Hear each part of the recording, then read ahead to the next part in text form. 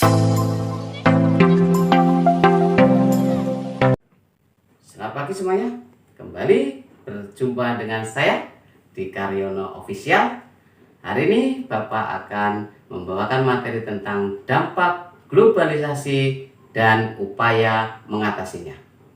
Di era globalisasi sangat berpengaruh terhadap berbagai bidang kehidupan, baik di bidang politik, ekonomi, sosial, budaya.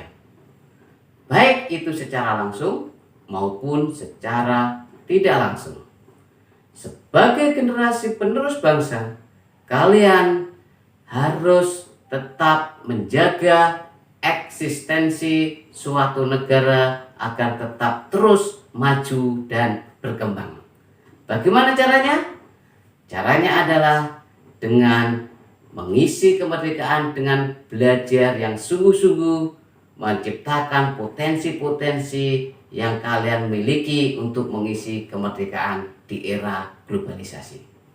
Untuk mengetahui dampak globalisasi dan upaya mengatasinya, bersama Pak Didik, belajar IPS mudah dipahami dan mudah dimengerti. Tonton video berikut ini.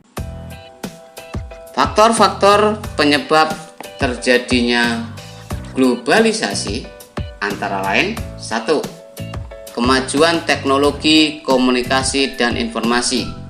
2. Kemajuan alat-alat transportasi. 3. Berkembangnya ilmu pengetahuan. 4. Demokratisasi. 5. Meningkatnya perdagangan internasional. 6. Pariwisata.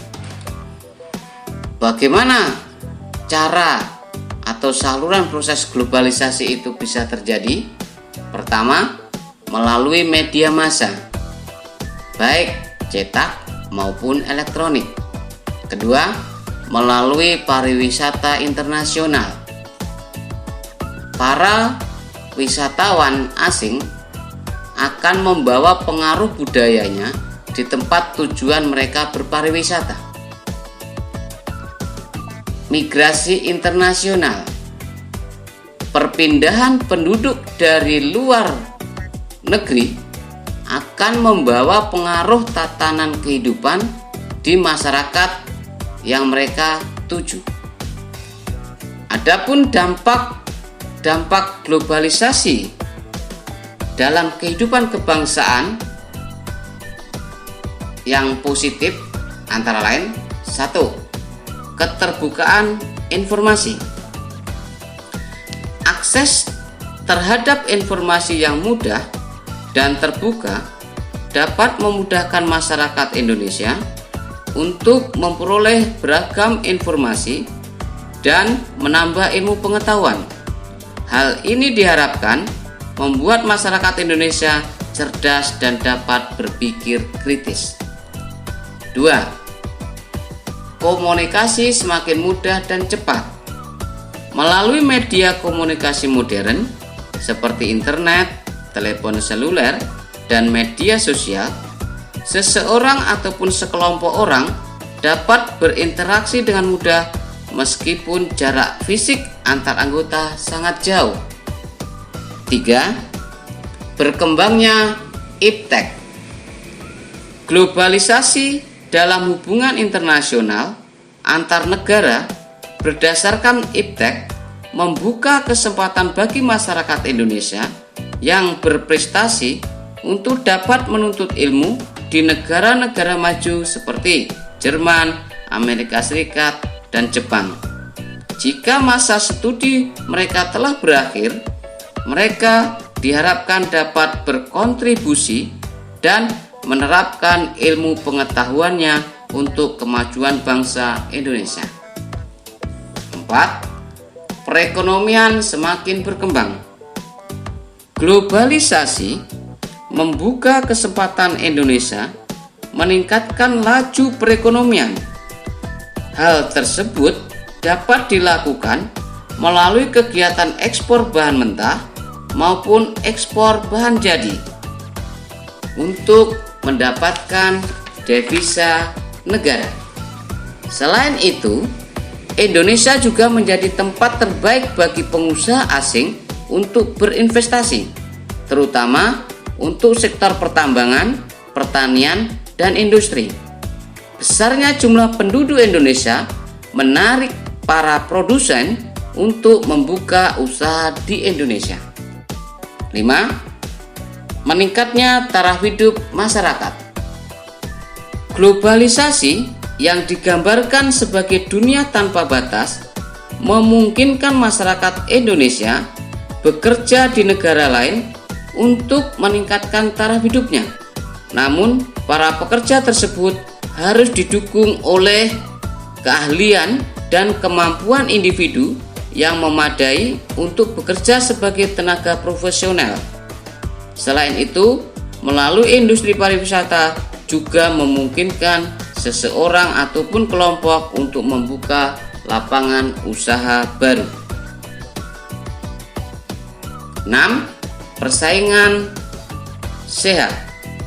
Melalui globalisasi, perekonomian Indonesia memiliki kesamaan tarif terhadap semua negara dalam hal ekspor-impor, sehingga kegiatan perdagangan menjadi semakin cepat dan bersaing secara sehat.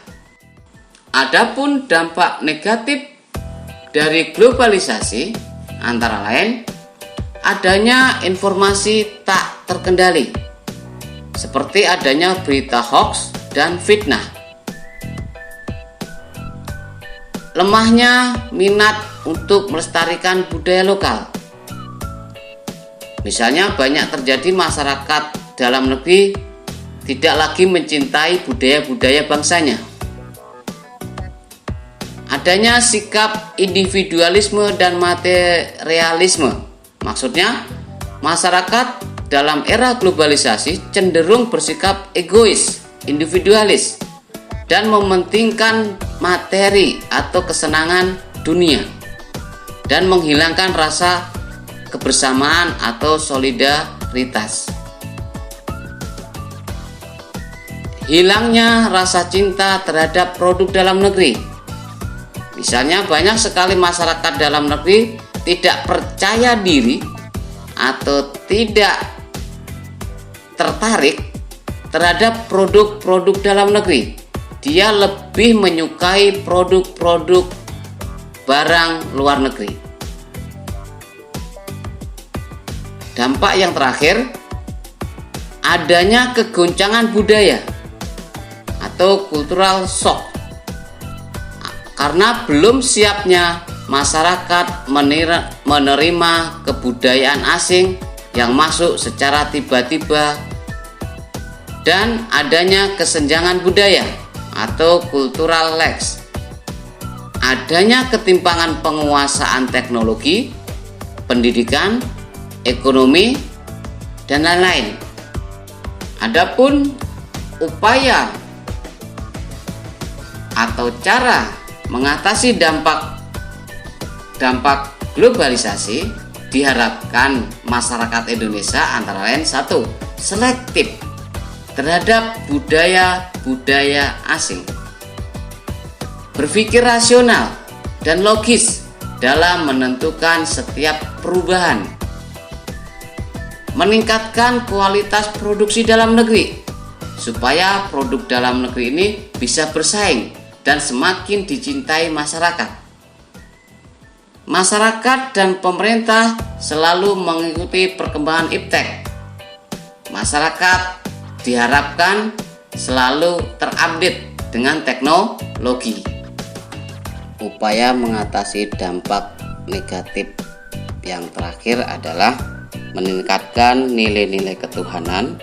Maksudnya, karena bangsa Indonesia adalah bangsa yang religius, maka diharapkan setiap tindakan untuk menghadapi perubahan selalu melihat nilai-nilai religius atau nilai-nilai agama, sehingga tidak terjadi pertentangan di dalam kehidupan bermasyarakat.